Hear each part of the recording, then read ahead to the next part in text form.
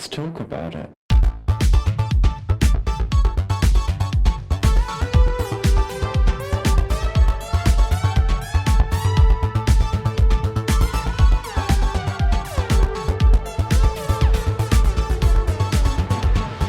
Hello and welcome back to Thicc Radio, the award-winning podcast where we talk about gaining, fetishism, and everything plus size. I'm James. I'm Tim, so let's get into it. Today we're welcoming back to the show a friend of ours. We've got Andy. Hello. Good to see you. Good to see you too, my love. How are you? Good. Thanks. Yeah. Good. Glad to hear it. Well, listen, we were very excited to bring you on back because I think people responded very positively to your first episode, and just in the process of, as we do with our culture apps, we look around the world, we try and find people who we want to speak to, bring a little culture to the pod and a little bit of explanation of bits and pieces. And your name, of course, came back up to us for the Republic of Ireland. And I thought, well, why not? Let's get our good girl back onto the show to talk about some Gaelic bullshit. So, my love, are you ready to get into it? Let's do it, yeah. Wonderful. Well, listen, tell us about where you're from and what is the day-to-day culture like? Yeah, well, I'm from Ireland and I'm living in Dublin, the capital city, but originally from more rural part. There is more to life outside of Dublin, but of course a lot of people are drawn to bigger city. And yeah, that's where I am. And day-to-day culture is, I guess Ireland still has quite a parish type community where people know each other, keeping up with the neighbours, that kind of thing. But I suppose in the city, it's a bit more blow-ins of kind of strangers, a bit more anonymity around the city then as well. And yeah, obviously very modern. It can be all go sometimes as well. Like any other major urban area, is this the kind of thing where a lot of people go into Dublin every day but don't live there? Or are there a lot of people that actually live in central Dublin? There's a bit of both, I would say. Yeah, there's a lot of commuters, a big commuter belt around the city, as well as a lot of people living in the city itself as well. Thankfully, I haven't done the former of the commuting into the city, but even just commuting within the city can be quite hectic as well. Yeah, that makes me think of London in many ways, because of course, enormous city. There are 5 million people who come into the city limits and leave it every single day, which is an incredible number. But that still leaves 8 million people who live and operate within the city. So yeah, sometimes it's interesting, that thought of anonymity that goes on around about the thing, but there's still a sense of closishness depending on what kind of community that you're in and whatnot. Yeah, I think it does seem to be a lot of smaller towns that have all just merged into one, all smaller neighborhoods that have just seemed to merge into one moderate-sized city ultimately. And then there is the kind of core inner city as well. And then there's a lot more that the urban sprawl is spread out around that. And yeah, not dissimilar to London, I would say. That might get me in trouble, but obviously it's on a much smaller scale, I haven't managed to travel across the pond yet, so I've not been to Ireland. But what would you say is the most significant misconception that people have about Ireland? I had a few things listed. I would say one was accent. It's not fiddly eye and all of that, but there definitely is a lot of different accents, It's just maybe not the kind of accent that you're expecting, the kind of speaking like leprechauns per se.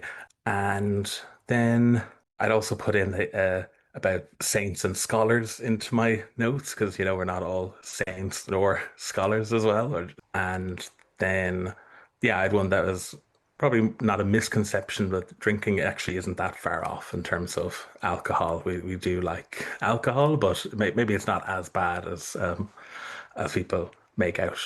Do they have any stereotypes in Britain about the Irish? Because over in America, it's just it's St. Patrick's Day, cops, what was the other? Oh, fairies and leprechauns. Lucky the leprechaun, Yeah.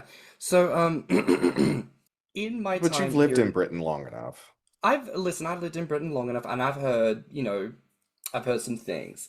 I would say a lot of the stereotypes are inflections of a sort of backwardness in the same way that, frankly, I would probably have put on me as someone from Perth, right? Like in Australia, because Perth is so isolated, it's a joke that the country is 20 years behind the world and Perth is 20 years behind the country. So I feel like that's the kind of inflection about Ireland, that wherever the UK is that Ireland is a little bit behind that. The inference that there's not as much infrastructure, that it's a lot more rural and a lot more country than maybe what happens in the Midlands in the UK. But I will say certainly that the stereotypes sometimes feel very like maybe not intended to be anything more than playful ribbing, but I would imagine coming from a place like Britain, you hear that playful ribbing and you're like, fuck you. You know, like that would be my expectation of how that gets received. Would you say that's a fair assessment, Andy?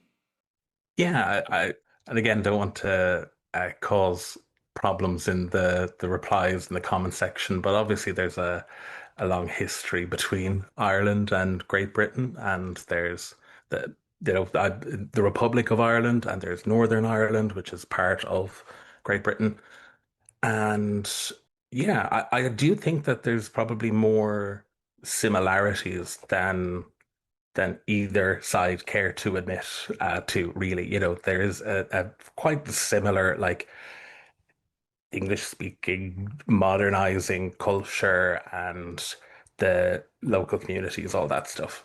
And to be fair, both areas were conquered by the Anglo-Saxons anyway, right? Yeah, so Yeah. Yeah. Though what I will say is there has been an interesting resurgence, and we might get a little bit into this in the episode about the use of Gaelic, for instance. But a lot of people don't know is that the Gaelic sort of network of languages and culture is more than just Irish and Scottish. It's also Manx, which is people from the Isle of Man. It's also Cornish, which is the section of Cornwall, which, to be clear, is English. And it's also Britannic, which is Brittany, which is a French area now. So, there is some amount of cultural cross blending and a history there that does highlight that there is a sense of some form of togetherness, a sense of somewhat of a shared history, of course. Though, of course, we will remind people in an instance like this, you'll have Google. You could certainly be Googling some keywords. You could be Googling some historic things that have gone on if you wish to garner a deeper understanding about what some of those frustrations and hesitancies might be. That there's definitely more commonality, more like similarities that we share, especially now. Yes, there's history there, but then there's also just how all of us live, like, in a modern era as well, getting by as people, kumbaya and all that. But yeah, that's my that would be my take on it. well, how does Irish culture handle being fat? Like what is it seen as to be overweight or to gain weight and go from skinny to being overweight? When I was thinking about this, I thought of, I suppose, those kind of passing comments that you might hear in just in conversation, that gossip. Ultimately, that there's definitely an element of that gossip that goes around in those close-knit communities. So there is that, it- you know, people passing comments, maybe more behind someone's back, of saying, oh, that person has put on weight, or they let themselves go, or they've always carried a bit of weight, to say that they're overweight or obese or whatever. And then, yeah, usually that might be, you know, talking about someone, gossiping about someone in a sort of faux concern sort of way, maybe, that they're coming from a place of kindness when they talk about it, I suppose. So I think there is that, there can be that gossip element to it, of that people will talk about it, but not with any real malice, I suppose, I think is what I settled on. Is there much of a fitness culture in Ireland? Like, is there a sort of subculture that's like obsessed with fitness and their looks and their health? And like, are there big commercials that play on all the channels to like promote gyms and vitamins and crap like that? I'm so glad that you put the question that way, because yes, there's quite a bit of, our national broadcaster has had run it called Operation Transformation. So it's Ireland's answer to Biggest Loser, say, and it's stopped since then. But there was some criticism maybe in the last 5 years or so about the show itself, that it was maybe promoting unhealthy practices or whatever. So they cancelled it. And then there's also Ireland's Fittest Family, again, another fitness based show. And I suppose a lot of people say my age, 20s, 30s, and beyond, is a lot of things like High Rocks is one name that springs to mind. Things that, from an outsider's perspective, they seem a bit cultish, to be quite honest. The doing fitness circuits and contests, those kind of gyms, I suppose, have popped up quite a lot, and they do get quite a lot of subscribers and members. Yeah. So Americans should be used to that. The two schools of dealing with your weight issues, either the bombastic way of telling you that you're not good enough and you need to buy this gym membership and then you will be good enough, or the passive aggressive manner that most people take, where they just sort of are like, "How are you feeling? Are you depressed lately? Have you been eating out a lot?" Yeah, I think that's it. It is looked at of like, okay, is something wrong, or it's looked at that they've always been bigger. So yeah, it probably those two schools of thought on it, really. Yeah. No, absolutely. I've got to say, it was very interesting moving to the UK and learning about the kind of fitness culture that's here. Because as an Australian, the idea of fitness and wellness and health and diet, exercise, and all that is very much tied up in the cultural idea of being the person who goes to the beach, being the person who's a hard laborer, or a farm worker, or just whoever, right? Like, there's a lot of our culture demands that one should be fit, and therefore to be fat in Australian culture, it feels like quite the challenge to achieve. Whereas when I came here, I was quite interested by one, the willingness of people to be like, well, this is what I do, and I guess I'm fat, and that's kind of okay, versus the other kind of people who really feel like they are trying everything in their power to not fall into that. Like, that cultishness element that you mentioned. Like, it feels very like, no, I will be thin and I will be fit and I will be like this, and you must do the exact same thing. I'm looking for 10 people under the age of 30 who don't want to die of diabetes because I'm going to help you not commit suicide. Like, it's very intense stuff in a way that even Australia doesn't do. So, like, I feel that. Yeah, it does. It's very much like that here. I think it's like that of someone can be bigger and but they're still active or working. That say, I think especially if they maybe manual labor side of things, but then there is more of the aesthetic side of culture, of that there's an expectation that they might need to look a certain way as well. That's the importance of image as well in the culture is important as well, of people looking a certain way or fitting into smaller clothing, for example. That's definitely important to a lot of people in the culture as well. You know what I Mm. find interesting is that there are certain jobs that seem to be exempt from, or at least like if someone's bigger, most people just say, "Oh, okay." So, if they work in construction or if they're a bouncer, most people don't say anything about the size of a person. And that's really only for men, because when I think of that for women, I think burlesque dancing is about the only thing that no one raises an eyebrow at. I will also say, on the conversation of culture and fitting into a certain look, one of the most prevalent fast fashion companies in Europe is Primark, which started off as, was it pennies? Is that what it's called in Ireland? Pennies, that's right. Yeah, yeah, that does get a mention in my notes later on. Yeah. Well, in that case, we'll leave it for then. But let me ask you, like, what are the resources like for plus size people in Ireland? And we're obviously thinking fashion and stuff, but other industries, other resources. What is there for fat people in Ireland? Yeah. So as you mentioned, the fashion side of things, is pennies, or Primark as it's called across the pond, is limited enough. Like, we'll go up to 3XL in stores if you're lucky to find that size on the shelf. And then even just maybe the last 2 or 3 years has kind of changed a bit. Like some other big brands, kind of supermarket department stores, kind of cut their 5XL sizing just silently and said nothing about it. Actually, M&S as well, which is over in the UK too.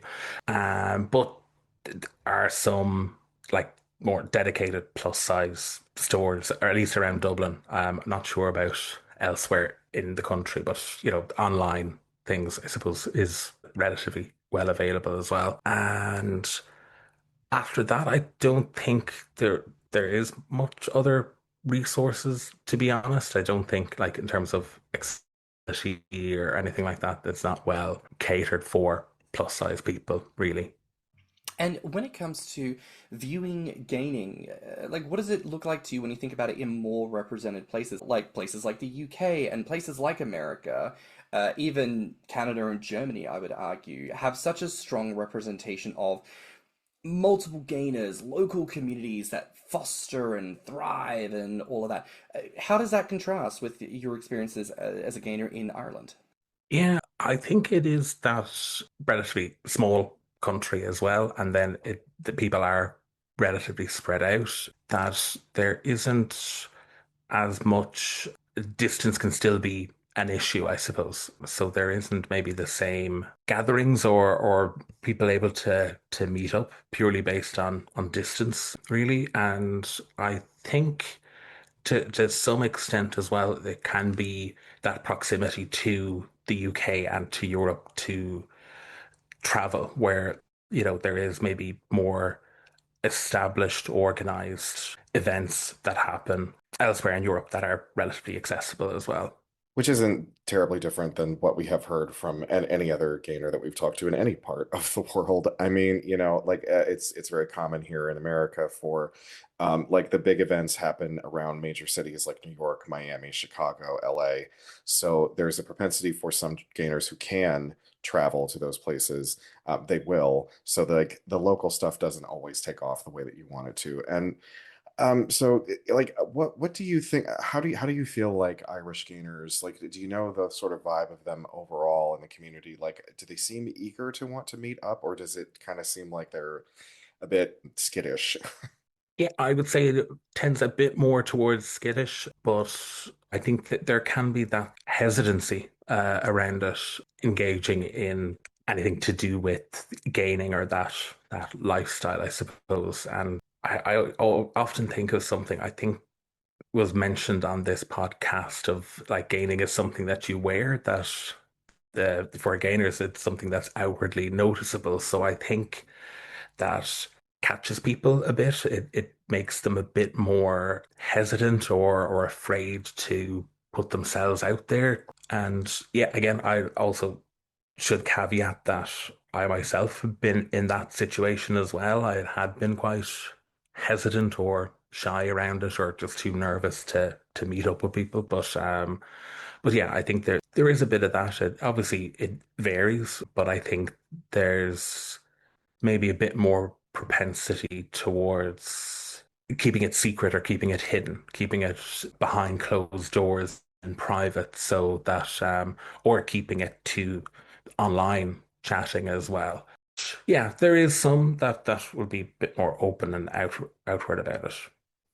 If you feel comfortable talking about it, because I know you expressed a sense of at times in your gaming journey, you've been that person who's been a little hesitant to put yourself forward and meet up with different people. Do you feel comfortable maybe sharing with us a little bit about what some of those thoughts and I guess motivations, it's not quite, it's like the barriers. What are some of those things if you feel comfortable sharing?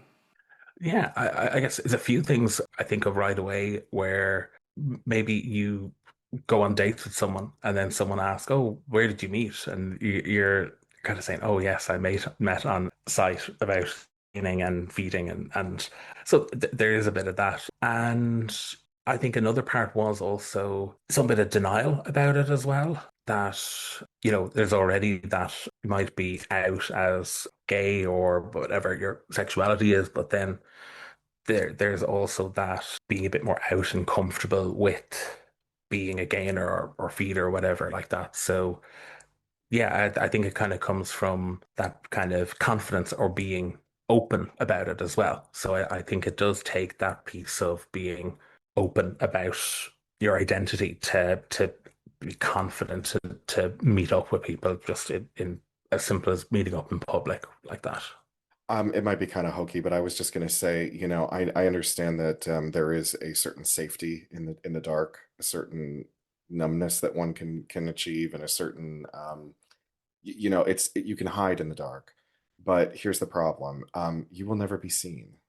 You will never be seen. You will remain in the dark for as long as that's where you feel comfortable. But at some point, you're going to have to step into the light and be seen and heard.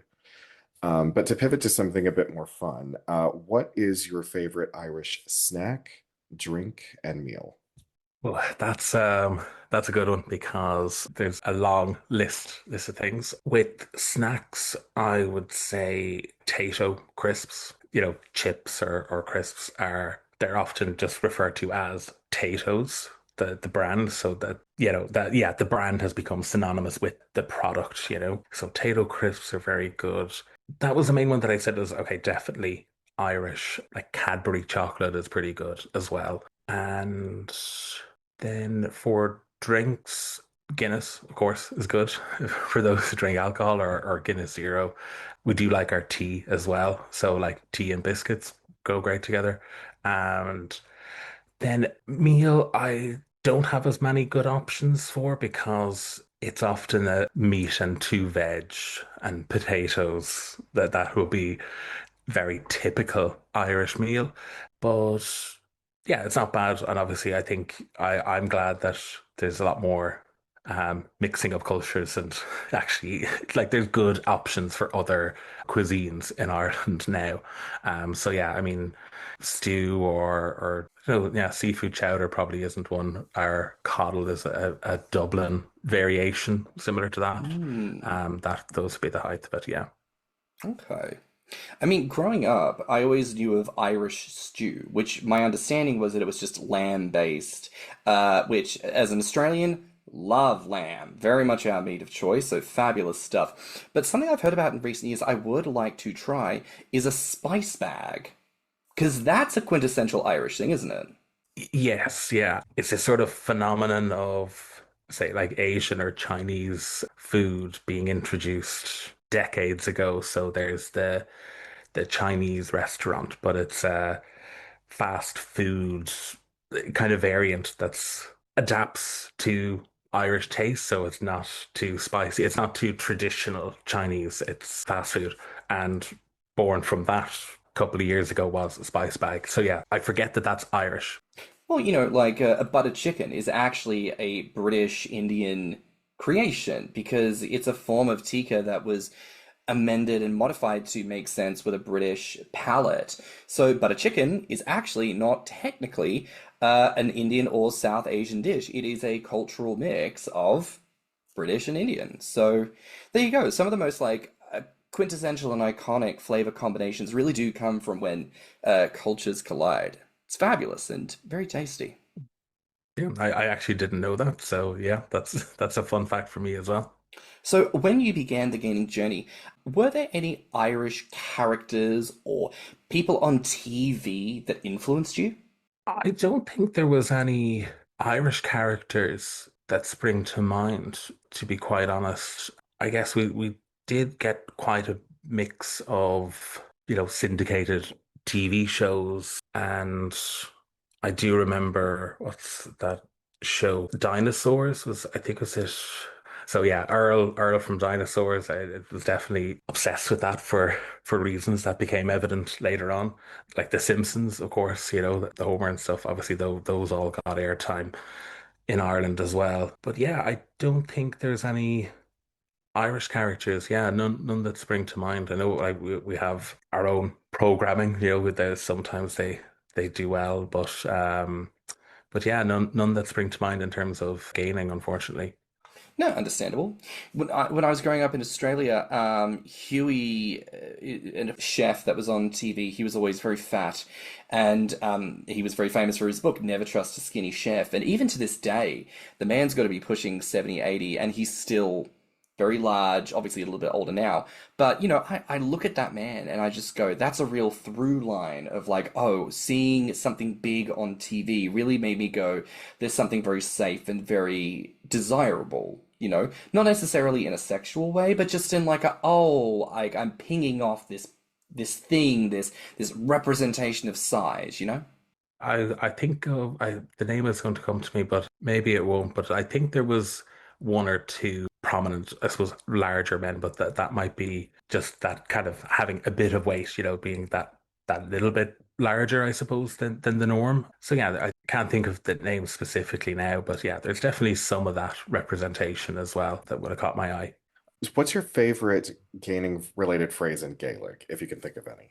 Yeah, none springing to mind, unfortunately. There's quite a few Shannockle, we'd call them, of like, the Irish or Gaelic phrases. And I can't think of any that would be gaining related, unfortunately. But I don't know, maybe someone in the comments or in the replies will be able to feedback something, or I might just have to do a bit of digging through my old textbooks and see if there's something.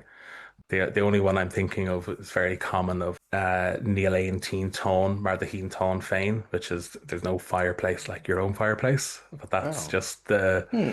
or like no place like home, that sort of sentiment. But yeah, that's just that's the one that comes up top of my head anytime someone is asking about phrases, but nothing in it gaining related, unfortunately.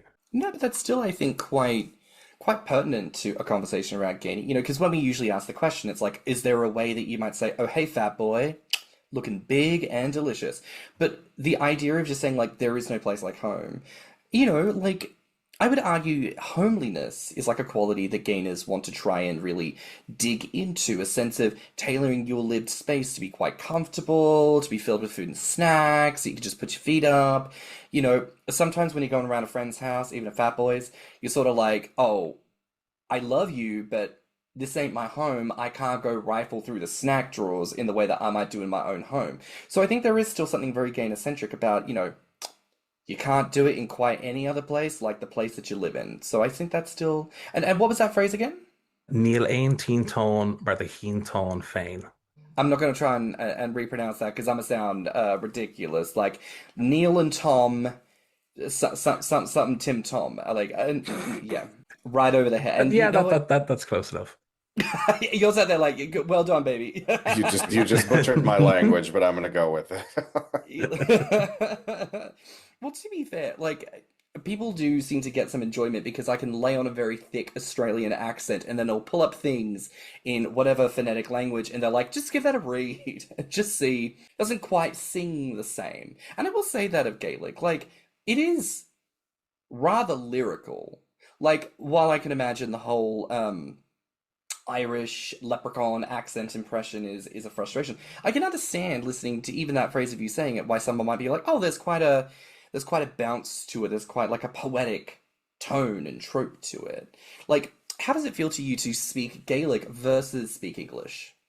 It's quite different because I'm definitely even trying to speak it now is, I'm almost correcting myself a bit on the pronunciation, and it's not that same fluency. But yeah, I think there is a different sound to it, maybe that more lyrical quality or the just a kind of different vowel sounds, I guess, how it's maybe sounds a bit more drawn out as well.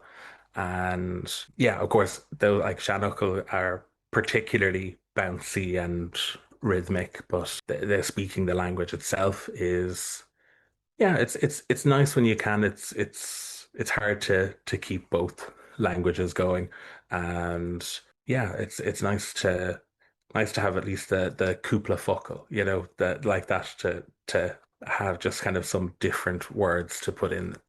Hmm. And I wonder, like, in learning Gaelic, does it in any way for you make you feel like you have a stronger sense of attachment to Irish culture? Because this is something that I think a lot of people debate in places like Australia, where you've got hundreds of indigenous languages and people make, unfortunately, very racist statements about whether things should be taught and carried on and whatnot. But by observation, it very clearly helps people feel a sense of tie to community. So when you use language like that, when you have dialogue with people in Gaelic, does it make you feel any sense of like Irish pride or like I am from this land, on this land, talking the language of the land. Like, does it give you anything like that? It does a bit, yeah, and I think it gives that connection, I suppose, to the roots of the country, and definitely the like learning Irish with like a lot of lucky or privileged few will be able to do like a summer camp in an Irish speaking area of the country, and live with a local family and, do language classes and Céilís, Irish dancing, that sort of thing. And yeah, I think it's not, I think it's important that you can hold space for the Irish language and that culture. It's still a official language of the country, even though I spent years in school learning it and it's not my day-to-day language, so I don't really need it on official documents or anything like that. But I think it's nice to see that that's still an option, I suppose, and that's still carried on, even if it is just a kind of bit of a part of history. But I like that it's moving on with the country itself as well. And it does give a bit of a uniqueness, I suppose. Yeah, I think there's a pride in that a kind of unique nature about the country, but also just of carrying that forward of where we're going as, I think of that sort of national pride, it's being proud of our country, but also, embracing change as well, moving forward too. So, what changes would you like to see happen in the Irish gaining community?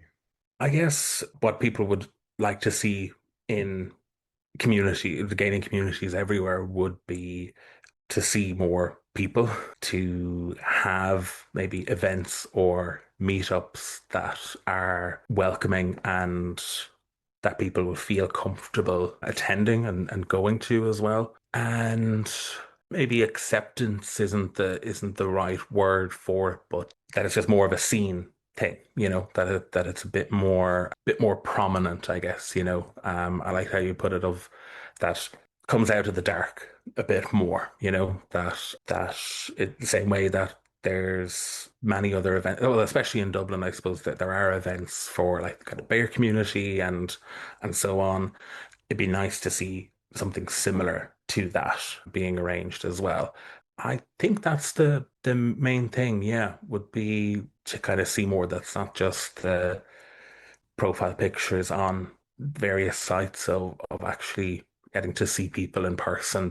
And also that's in a social setting, not just a kind of, oh, I saw you on the street. You're there, you're getting a text message. Yeah, it's seeing people being able to have that dialogue in a more open, friendly way.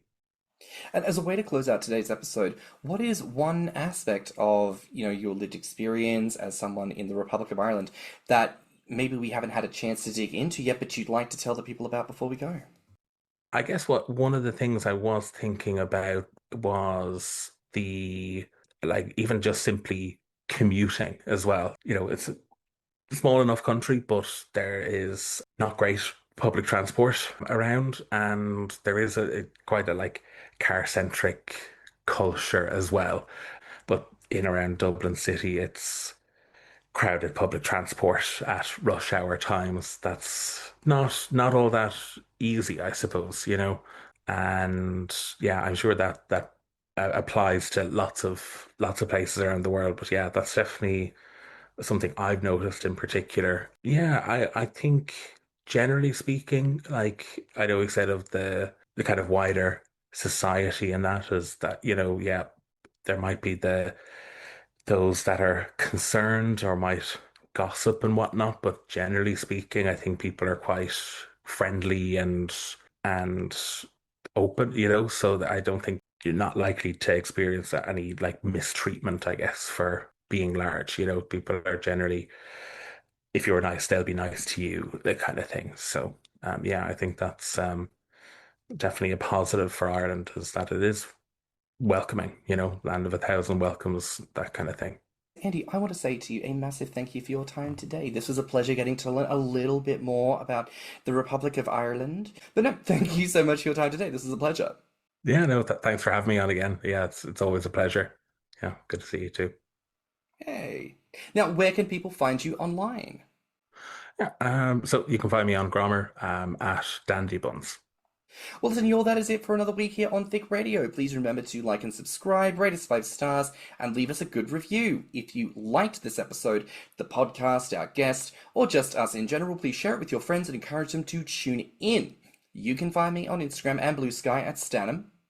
And you can find me on Instagram at thiccymouse and Grommr at Orpheus. You can also find us on Instagram, YouTube, and TikTok at Thicc Radio, or visit our website at podpage.com/thiccradio. If you would like to become a financial supporter of the show, you can donate through our PayPal account, and you can always email us at thiccradio@gmail.com. So until next time, bye, Fats. Bye, Fats. Bye, Fats.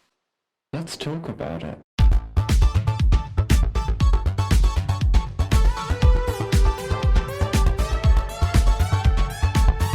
Thicc Radio is a Spotify podcast Artwork, media design, editing, and production by James Heinzen. with original theme music by CYMK.